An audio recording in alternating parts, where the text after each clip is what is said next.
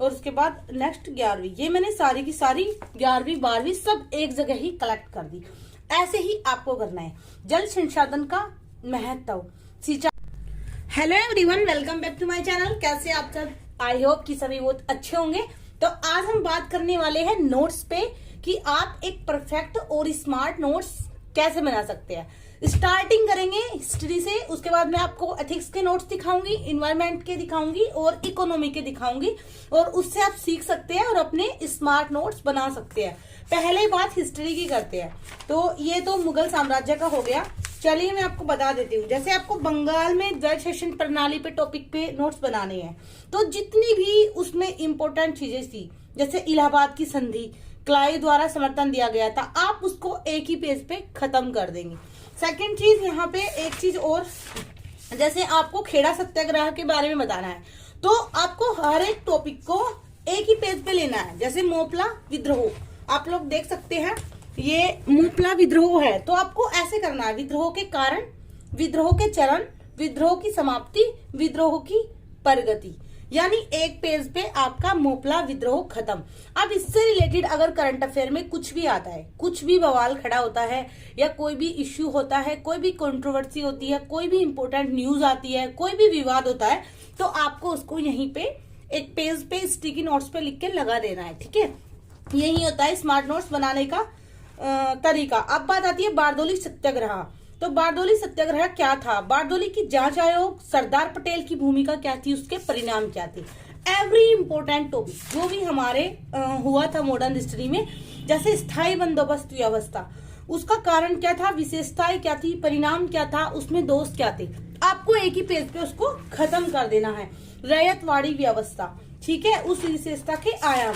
तो ये तो हो गई। जैसे पुलिस प्रशासन, तो कार्नवालिस ने जो भी सुधार किए थे, जो भी सेना में किए थे, न्याय व्यवस्था में किए थे, न्यायिक सुधार थे, कार्नवालिस संहिता क्या थी, ये सब आपको अपने टॉपिक को, ये देखो जो भी हो रहा हो करंट में, जैसे यहाँ पे कार्नवालिस की न्याय विशेषता का विश्लेषण था, तो हमें पता है कि वर्तमान में भी यह समस्या है कि वर्षों तक मामले अदालतों की चौखटों पर सिर पीटते रहते हैं। ये कोटेशन मैंने यहीं पे नोट कर दी। अब अगर एग्जाम में ये चीज आ जाती है मेंस में लिखने में, तो ये वाली चीज लिखने के बाद आपका एक प्लस पॉइंट बन जाता है। तो ये तो बात हो गई मॉडर्न हिस्ट्री की। ठीक है, सारे नोट्स आपको ऐसे ही बनाने हैं। अब बात करते हैं इन्वायरमेंट की। इन्वायरमेंट में आपको क्या करना है, जैसे मैं आपको बता देती हूँ बीच में कहीं से भी ओपन करके, जिससे आप लोग, ये मैंने करंट अफेयर का किया हुआ है स्टार्टिंग में, और यहाँ से स्टैटिक वाला पोर्शन है। तो जैसे मान लो आपको वायु प्रदूषण के बारे में बताना है, तो आपको उसको एक ही पेज पे खत्म करना है। कार्बन मोनोऑक्साइड से होता है, सल्फर डाइऑक्साइड से होता है, स्मोक से होता है, कार्बन डाइऑक्साइड से होता है, ओजोन से होता है, शीशे से होता है। ठीक है, ऐसे ही सेम आपको ध्वनि प्रदूषण को खत्म कर देना है। यानी एवरी एक टॉपिक को आपको एक ही पेज पे फिनिश करना है।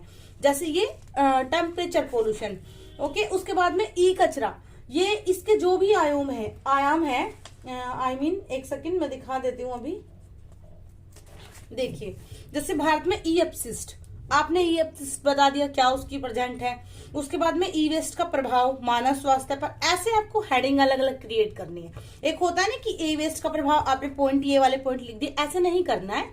अगर ऐसे बना के लिखोगे तो उससे प्लस पॉइंट मिलता है। उसके बाद में ई कचरे पर वैश्विक डाटा, यानी इंटरनेशनल लेवल पे भी आपको बताना है। अब ये जरूरी नहीं है कि एग्जाम में आपका यहां से ये सारा कंप्लीट ही आएगा, नहीं।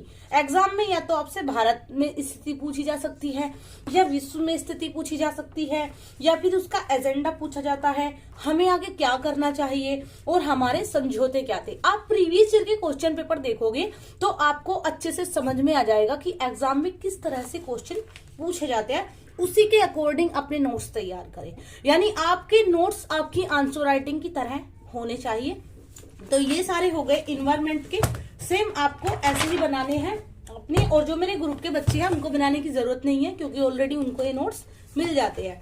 अब बात करते हैं इकोनॉमी की। अब इकोनॉमी में जैसे मॉनेटरी पॉलिसी, अब इसमें परिभाषा, प्रकार, उद्देश्य और इसके विनियमित करने के उपकरण सारे एक ही उस पे खत्म हो गए। अब ये है जैसे योजनाएं, जो भारतीय अर्थव्यवस्था की योजनाएं थी स्टार्टिंग में, जो 1951 में स्टार्ट हुई थी। पहली, दूसरी, तीसरी, ये 11 की 11 मैंने एक ही जगह पे 10वीं और उसके बाद नेक्स्ट 11वीं, ये मैंने सारी की सारी 11वीं 12वीं सब एक जगह ही कलेक्ट कर दी। ऐसे ही आपको करना है। जल संसाधन का महत्व सिंचाई में, उद्योगों में, घरेलू कार्यों में, इस तरह आपको अपने इकोनॉमी के नोट्स बना लेने हैं। ठीक है, ये देखिए। उसके बाद में आगे जाके आपको यहाँ मेरे नोट्स में कृषि उत्पादन भंडारण, ये इस बार एग्जाम में भी आया था। ठीक है, तो आप देखिए कृषि उत्पादन भंडारण, उसकी जो भी स्थिति है वो यहाँ पे बताई गई। विश्व स्वास्थ्य संगठन के अनुसार भारत में क्या है, रिपोर्ट के में जो आता है वो भी यहाँ पे है। भारत में खाद्यान्न संग्रहण तथा प्रबंधन कैसे होता है वो भी इसमें है। उसके बाद में भारत में अनाज संग्रहण की विधियां कौन कौन सी है, भारत में अनाज संग्रहण से निहित समस्याएं क्या है, और भारत में खाद्यान्न से दलवाई समिति की अनुशंसाएं क्या थी। परिवहन तथा विपणन संबंधी ये भी एग्जाम में आया था। मतलब आप 10 साल के पेपर देखोगे तो उसके अकॉर्डिंग अपने नोट्स बनाइए। क्षेत्रीय बाजार में न्यूनतम समर्थन मूल्य पर खरीदना होना, एपीएमसी के बेचने में, ऐसे ही आपको प्रत्यक्ष तथा अप्रत्यक्ष कृषि सहायता, न्यूनतम समर्थन मूल्य से संबंधित विषय, प्रौद्योगिकी मिशन, मतलब आपको अपने नोट्स मेंस के प्रोस्पेक्टिव से बनाना है, क्योंकि जो प्री में जो आता है करंट अफेयर से मोस्टली आता है, तो आपको इस तरह से बनाने हैं कि आप अपने एग्जाम में अच्छे से रिप्रेजेंट कर जाए, और फिर इसी तरह आपको एक हैबिट भी हो जाती है स्ट्रक्चर फॉर्म में लिखने की, तो आफ्टर ऑल एक अच्छा हो जाता है। अब बात करते हैं एथिक्स की। ये है मेरे एथिक्स के नोट्स। अब इसमें आप देख लीजिए, जैसे यहाँ पे है निजी एवं व्यावसायिक संस्थानों में नैतिक चिंताएं एवं दुविधाएं। तो यहाँ पे मैंने पहले निजी क्षेत्र से नैतिक मुद्दे बता दिए, नियोक्ता के नैतिक मुद्दे बता दिए, और कर्मचारियों के नैतिकता संबंधी मुद्दे। मतलब आपको हर चीज को हेडिंग में डिवाइड कर देना है। जैसे मान लो हमारे देश में सांप्रदायिकता का प्रभाव अगर पूछा जाए तो निचले स्तर पर देश की आर्थिक स्थिति पर क्या प्रभाव पड़ेगा, सामाजिक स्थिति पर क्या प्रभाव पड़ेगा, और राजनीतिक स्थिति पर क्या प्रभाव पड़ेगा, इस तरह आप हेडिंग में डिवाइड कर दीजिए। और बाकी इसमें है जैसे जवाबदेहिता, उत्तरदायित्वता, तो हर एक जो टर्म है जो सिलेबस में दी हुई है उसकी एक डेफिनेशन, उसके एग्जाम्पल, और यहाँ पे मैंने जवाबदेहिता के प्रकार बताए हैं। फिर उसको बनाए रखने के उपाय क्या क्या किए जाने चाहिए, लोक प्रशासन में नैतिक मानकों में वृद्धि कैसे हो सकती है, कारपोरेट शासन व्यवस्था, ये भी एग्जाम में आया था। ठीक है, तो आपको शासन व्यवस्था में पूरी मैंने बिल्कुल A to Z सिलेबस की यूनिट के अकॉर्डिंग नोट्स बनाए हैं। ये देखिए यूनिट 7 है हमारी, तो इससे रिलेटेड जो भी चीजें हैं वो सारी नोट्स में है। तो आपको इस तरह से अपने नोट्स बनाने हैं कि आप अपने एग्जाम में अच्छा कर सको। ठीक है, सूचना का अधिकार, तो इस तरह से। और ये एक चीज और हो जाती है, स्ट्रक्चर फॉर्म में हो जाता है, तो आपको एग्जाम में भी दिक्कत नहीं होती। And now thanks for watching, keep supporting, keep loving, and now bye. Group के जो बच्चे हैं उनको नोट्स बनाने की बिल्कुल भी जरूरत नहीं है, क्योंकि उनको ऑलरेडी ये सारे नोट्स जितने भी और भी बाकी सब्जेक्ट के हैं, मैं सब एक वीडियो में नहीं दिखा सकती, ये सब उनको प्रोवाइड किए जाएंगे। And now bye.